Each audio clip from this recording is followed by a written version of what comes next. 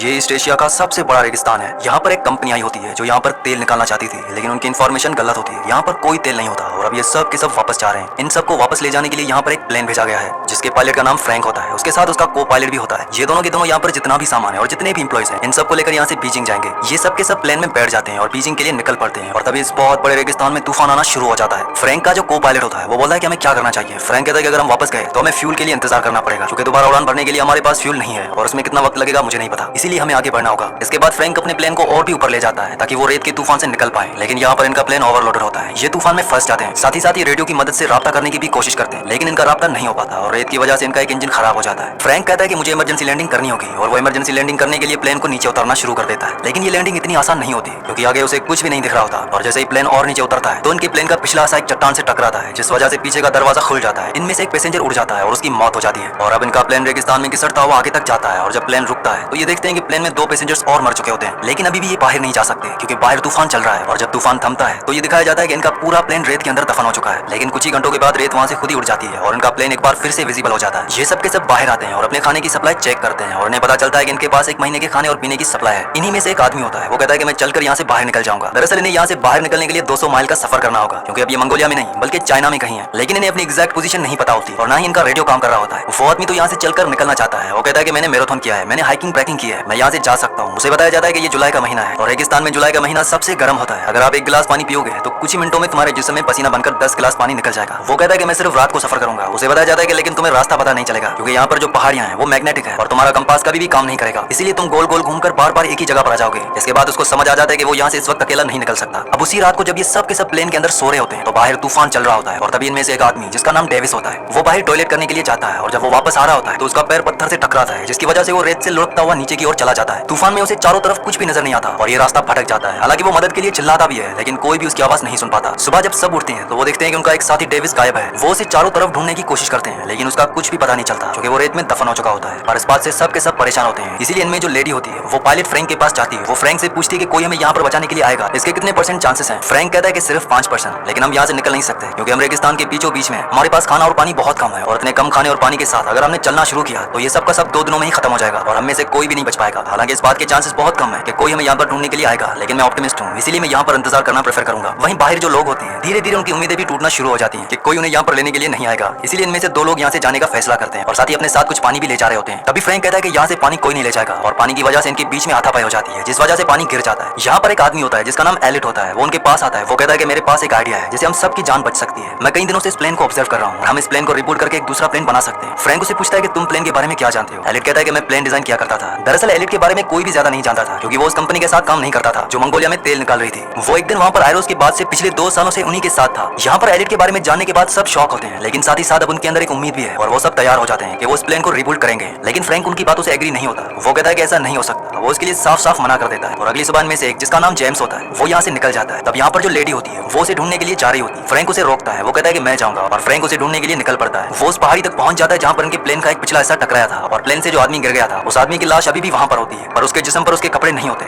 वहाँ पर कुछ गोलियों के कवर भी होते हैं। ये देखकर फ्रैंक पूरी तरह से हैरान हो जाता है और तभी वहाँ पर जेम्स आता है। जेम्स कहता है कि हमसे पहले यहाँ पर कोई आ चुका है, मैं यहाँ पर अपनी घड़ी लेने के लिए आया था जो इस आदमी से पोकर में हार गया था और अब इसके हाथ में वो घड़ी नहीं है। इसीलिए ये समझ जाते हैं कि यहाँ पर रेगिस्तान के स्मगलर्स आए थे जो उनके साथी के हाथ से घड़ी ले गए। साथ ही साथ यहाँ पर गोलियों के कवर्स भी होते हैं क्योंकि उन लुटेरों ने इनके साथी के जिस्म पर अपनी गोलियां चलाकर निशानेबाजी की प्रैक्टिस की होती है। फ्रैंक जेम्स से वापस चलने के लिए कहता है, लेकिन जेम्स मना कर देता है। वो कहता है कि तुम दोबारा प्लेन क्यों नहीं बनाना चाहते। फ्रैंक कहता है कि वो इसलिए क्योंकि मैं उन्हें झूठी उम्मीदें नहीं देना चाहता, ऐसा कुछ नहीं होने वाला। जेम्स कहता है कि इस दुनिया में हर एक इंसान प्यार चाहता है और अगर हम किसी को प्यार नहीं दे सकते तो हमें उसे उम्मीद देनी चाहिए। अगर हम उसे उम्मीद भी नहीं दे सकते तो उसे वो करने देना चाहिए जो वो करना चाहता है। जेम्स की बातें सुनने के बाद फ्रैंक इन लोगों को प्लेन बनाने में साथ देने के लिए राजी हो जाता है, बावजूद इसके कि उसे पूरा यकीन है कि प्लेन नहीं बन सकता। ये दोनों के दोनों उस जगह पर आ जाते हैं जहाँ पर इनके बाकी साथी हैं और अब ये सब मिलकर प्लेन बनाना शुरू करते हैं। ये दिन में काम नहीं करते क्योंकि यहाँ पर बहुत गर्मी होती है, इसीलिए पूरी रात काम करते हैं। पर इनकी परेशानी तब बढ़ जाती है जब एक रात को इनका वो फ्यूल जो इन्होंने आग जलाने और जनरेटर चलाने के लिए रखा होता है उस पर वेल्डिंग करते हुए चिंगारियां गिर जाती हैं और एक बहुत बड़ा ब्लास्ट होता है। हालांकि इस ब्लास्ट में किसी की जान नहीं जाती, लेकिन इनका सारा का सारा फ्यूल बर्बाद हो जाता है। अब इनके पास उतना ही पेट्रोल मतलब कि उतना ही फ्यूल बचा है जिस पेट्रोल से ये यहाँ से निकल सकते हैं। ये अब इसका इस्तेमाल नहीं कर सकते, इसलिए अब इन्हें रात को नहीं बल्कि दिन में काम करना होगा और दिन में यहाँ पर बहुत ज्यादा गर्मी होती है, लेकिन ये हिम्मत नहीं हारते। ये दिन में काम करना शुरू कर देते हैं और अब जब इन्होंने प्लेन को रिबूट किया है उसमें इन्हें एक विंग को जोड़ना है और उनके पास एक ही मौका है। अगर ये विंग नीचे गिर गया तो ये कभी भी ऊपर नहीं आ सकते, क्योंकि इनके पास इतने भारी सामान को उठाने के लिए कोई भी क्रेन नहीं है। और अभी उसे धीरे धीरे ऊपर से छोड़ना शुरू करते हैं, लेकिन तभी वो जंजीर टूट जाती है जिसे इन्होंने उस विंग को होल्ड किया होता है। वो विंग बहुत तेजी के साथ नीचे की तरफ घिसटता हुआ जाता है और वो सीधा प्लेन से टकराता है। इस बात से सब हैरान हो जाते हैं। प्लेन के अंदर पहले से इनका एक साथी होता है जिसे उस विंग को एक बोर्ड से जोड़ना होता है और तभी वो बाहर आता है। वो कहता है कि मैंने कर दिया। दरअसल जंजीर टूटने के बाद विंग जब फिसलकर प्लेन की तरफ गया था तो एग्जैक्ट उसी पोजीशन पर गया था जहां पर उसे जाना था। और इस विंग को जोड़ने के बाद इनके प्लेन का पूरा ढांचा तैयार हो चुका है और सबको अब उम्मीद है कि ये यहाँ से फ्लाई करके निकल जाएंगे। इसीलिए ये नाचना और एंजॉय करना शुरू कर देते हैं। साथ ही साथ ये रेत भी हटा रहे होते हैं ताकि एक ट्रैक तैयार कर सकें और यहाँ से उड़ सकें। लेकिन ये सब इतना आसान नहीं है। एक दिन यहाँ पर इलेक्ट्रिक तूफान आ जाता है जिसमें बहुत सारी बिजलियां गिरना शुरू हो जाती हैं और इनके जो प्लेन का विंग है उसके अंदर पेट्रोल है, इसलिए वो सब वहाँ से भागकर दूर हो जाते हैं। लेकिन एलिट वहाँ से नहीं जाता क्योंकि वो किसी भी कीमत पर इस प्लेन को नहीं खोना चाहता। और जब उसके ऊपर बिजली गिरने वाली होती है तभी फ्रैंक उसे पकड़कर वहाँ से कूद जाता है, जिस वजह से उसकी जान बच जाती है। क्योंकि अगर एलिट को कुछ हो गया तो इनमें से कोई भी नहीं है जो प्लेन को पूरा कर सके। ये सब इस प्लेन का नाम फीनिक्स रखते हैं। फीनिक्स असल में इजिप्शियन माइथोलॉजी के हिसाब से रेगिस्तान का एक ऐसा परिंदा है जिसे बहुत ही पावरफुल माना जाता है। लेकिन इन्हें अभी भी फीनिक्स पर मतलब कि अपने प्लेन पर बहुत काम करना है। अब धीरे धीरे इनका पानी भी खत्म हो रहा है। एक रात ये रेत की चट्टान से देखते हैं कि इनसे काफी दूर कुछ लोग हैं जो टेंट लगाकर वहाँ पर सो रहे हैं। असल में ये सब के सब स्मगलर्स होते हैं जो हथियारों के सप्लायर होते हैं, जो रेगिस्तान के रास्तों से हथियारों की सप्लाई एक कंट्री से दूसरी कंट्री में करते हैं। फ्रैंक कहता है कि हमें उनसे पानी की मदद मांगनी चाहिए। हालांकि एलिट मना करता है, लेकिन फ्रैंक और उनके कुछ साथी वहाँ पर उन लोगों से पानी की मदद मांगने के लिए जाते हैं। फ्रैंक और उसका साथी पत्थर के पीछे छुप जाते हैं ताकि अगर कोई भी खतरा हो तो वो पीछे से हमला कर दे। इनके पास गन भी होती है और जब वो उन स्मगलर से पानी की मदद मांगते हैं तो उनमें से एक आदमी इन्हीं के एक आदमी पर गोली चला देता है। फ्रैंक और उसका जो साथी होता है वो पीछे से उन पर गोलियां चलाते हैं और उनके आदमियों को मार देते हैं। लेकिन एक स्मगलर वहाँ से भागने में कामयाब हो जाता है। हालांकि फ्रैंक के पास मौका था उसे पीछे से गोली मारने का, लेकिन वो गोली नहीं चलाता क्योंकि वो खूनी नहीं है। यहाँ पर जेम्स इन मरे हुए स्मगलर्स में से एक स्मगलर का हाथ में वो अपनी घड़ी देखता है जो उसके उस दोस्त के पास थी जिसकी प्लेन से गिरकर मौत हो गई थी। मतलब कि ये वही स्मगलर्स हैं जो पहले भी यहाँ पर आ चुके थे और इन्हीं स्मगलर्स ने इनके मरे हुए साथी के ऊपर गोलियां चलाई थी। मतलब कि ये बहुत ही खतरनाक स्मगलर्स थे। इनमें से एक स्मगलर बच जाता है, वो जख्मी होता है और ये सब उसे अपने प्लेन के पास लेकर आते हैं। हालांकि कुछ लोग चाहते हैं कि इसे मार दिया जाए क्योंकि इसने इनके साथी को मारा है, लेकिन फ्रैंक ऐसा करने से मना करता है और सबके बीच में आर्गुमेंट हो रहे होते हैं। तभी एलिट उसे गोली मार देता है, जिस वजह से फ्रैंक और एलिट के बीच में आर्गुमेंट्स होना शुरू हो जाते हैं। एलिट फ्रैंक को ब्लेम करता है। वो कहता है कि तुम पायलट थे, तुम्हारी वजह से हम यहाँ पर फंसे और तुम्हारी वजह से हमारे एक साथी की जान गई क्योंकि मैंने मना किया था, फिर भी तुम वहाँ पर गए। और इस बात से फ्रैंक को गुस्सा आ जाता है। वो एलिट को एक पंच मारता है और अब एलिट इन सबसे नाराज हो जाता है क्योंकि उसकी ईगो हर्ट हो जाती है। वो कहता है कि मैं प्लेन नहीं बनाऊंगा, मुझे जितना काम करना था मैंने कर लिया। मैं यहाँ पर 10 लोगों के बराबर काम करता हूँ और तुम सब आराम करते हो। एली यहाँ पर उसके पास आती है और वो उसे कहती है कि तुम्हारे बिना हम इस प्लेन को नहीं बना सकते, हमें तुम्हारी जरूरत है। वो कहता है कि सब अगर मुझे रिक्वेस्ट करेंगे तभी मैं प्लेन को बनाऊंगा और सबको उसे रिक्वेस्ट करनी पड़ती है, यहाँ तक कि फ्रैंक को भी। फ्रैंक कहता है कि तुम यहाँ के बॉस हो, प्लीज इस काम को खत्म करो। इसके बाद एलिट मान जाता है। एक बार फिर से ये सब के सब प्लेन के काम को खत्म करने में जुड़ जाते हैं। एक दिन ये दूरबीन से देखते हैं कि जो स्मगलर यहाँ से भाग गया था वो अब अपने साथियों के साथ यहाँ पर पहुंच चुका है, पर वो लोग आगे नहीं बढ़ते क्योंकि वो जानते हैं कि इनके पास हथियार है। दरअसल स्मगलर्स के जो हथियार थे अब वो उन्हीं के पास है, लेकिन इन स्मगलर्स को ये पता है कि इनके पीने का पानी और खाना बहुत जल्दी खत्म हो जाएगा और जब ये पूरी तरह से कमजोर हो जाएंगे तभी वो उन पर हमला करेंगे। वहीं अभी और भी ज्यादा जोरों शोरों से अपना काम करना शुरू कर देते हैं और इनका काम खत्म हो जाता है। और तभी फ्रैंक को एक मैगजीन मिलती है, इसमें कई सारे प्लेन्स के मॉडल होते हैं और इन्हीं मॉडल्स को देखकर एलिट ने इस प्लेन का मॉडल बनाया होता है। और यहाँ पर ये सबको पता चलता है कि एलिट जो प्लेन्स बनाता था दरअसल वो बच्चों के प्लेन्स थे, वो छोटे छोटे मॉडल्स बनाया करता था। हालांकि वो उड़ने वाले होते थे, लेकिन आज तक कभी भी उसने एक बड़ा प्लेन नहीं बनाया। इस बात से सबको गुस्सा आ जाता है, खासतौर पर अयान को। वो एलिट के सर पर गन तान देता है। वो कहता है कि इतने हफ्तों से तुम हमें बेवकूफ बना रहे हो, ये प्लेन कभी नहीं उड़ने वाला क्योंकि तुमने आज से पहले कभी भी उड़ने वाला इतना बड़ा प्लेन नहीं बनाया। लेकिन एलिट को पूरा यकीन होता है। वो कहता है कि ये प्लेन उड़ेगा। हालांकि हम छोटे प्लेन्स बनाया करते थे लेकिन वो रिमोट कंट्रोल वाले हुआ करते थे, उनमें बैलेंस की ज्यादा जरूरत होती है। फ्रैंक अयान को रोक देता है और तभी यहाँ पर तूफान आना शुरू हो जाता है और जब हवाएं तेज होती हैं तो जो प्लेन इन्होंने इतने हफ्तों की मेहनत से बनाया होता है वो हवा में अपने आप ही हल्का हल्का उठना शुरू हो जाता है। और ये देखकर सब समझ जाते हैं कि ये प्लेन उड़ेगा। उनके दिल में जो उम्मीद खत्म हो चुकी थी एक बार फिर से वो जाग उठती है, लेकिन ये रेगिस्तान का तूफान होता है जिस वजह से प्लेन पूरी तरह से रेत में ढक जाता है। तूफान खत्म होने के बाद सब के सब हताश हो जाते हैं क्योंकि इन्हें अभी भी यकीन नहीं है कि ये प्लेन इन सबको लेकर यहाँ से उड़ सकता है। लेकिन फ्रैंक कहता है कि हम सबने इसे मेहनत से बनाया है और इसे हम यहाँ से उड़ा कर ले जाएंगे। ये सब के सब प्लेन को रेत से निकालते हैं और खींचते हुए उस जगह पर ले जाते हैं जहाँ पर रेत नहीं होती। इसके बाद ये प्लेन को स्टार्ट करते हैं। प्लेन स्टार्ट होता है लेकिन जल्दी बंद हो जाता है। ये कई बार ट्राई करते हैं और फाइनली इनका प्लेन स्टार्ट हो जाता है। प्लेन के इंजन की आवाज सुनकर जो स्मगलर्स होते हैं वो उनकी तरफ आने लगते हैं। वो घोड़ों पर अपनी गन्स लेकर इन्हें मारने के लिए इनकी तरफ आ रहे होते हैं। ये सब के सब प्लेन के ऊपर चढ़ जाते हैं और विंग के साथ लटक जाते हैं। दरअसल इनके प्लेन का डिजाइन ऐसा होता है कि उसके अंदर बैठने के लिए किसी के लिए कोई भी जगह नहीं होती। उन्होंने एक बहुत बड़े हवाई जहाज से एक छोटा प्लेन बनाया है और अब इनका प्लेन रनवे पर आगे बढ़ना शुरू हो जाता है। पीछे से स्मगलर्स इन पर लगातार गोलियां चला रहे होते हैं लेकिन इनमें से किसी को भी गोली नहीं लगती और तभी इनका रनवे खत्म हो जाता है। स्मगलर्स को लगता है कि ये सब मारे गए हैं, लेकिन अगले पल ही इनका फिनिक्स उस खाई से उड़ता है और वो आसमान में उड़ना शुरू कर देता है। ये सब के सब इससे बहुत खुश हो जाते हैं क्योंकि इतने हफ्तों से जो उन्होंने मेहनत की थी वो मेहनत इनकी कामयाब हो चुकी है। और इस तरह से ये सब मौत के मुंह से, खतरनाक रेगिस्तान से जहाँ से निकलना नामुमकिन है, वहाँ से निकल जाती है। और लास्ट में हमें इन सब की फोटोज दिखाई जाती है। ये सब के सब अपनी फैमिली के साथ अपने काम में खुश हैं। फ्रैंक और उसका को पायलट अपनी खुद की एयरलाइंस खोल लेते हैं जिसका नाम वो फीनिक्स रखते हैं। और एलिट की फोटो एक मैगजीन में छपती है जिसमें क्वेश्चन मार्क के साथ लिखा होता है नासा की नई उम्मीद, मतलब कि वो अब नासा के लिए काम करता है। इसी के साथ इस मूवी का एंड हो जाता है। अगली कहानी आप किस मूवी पर सुनना चाहते हैं मुझे नीचे कमेंट्स में जरूर बताना। और अगर ये वीडियो आपको पसंद आई हो तो इस वीडियो को लाइक कर देना और मजीद ऐसी वीडियो देखना चाहते हो तो इस चैनल को सब्सक्राइब लाजमी से कर दें।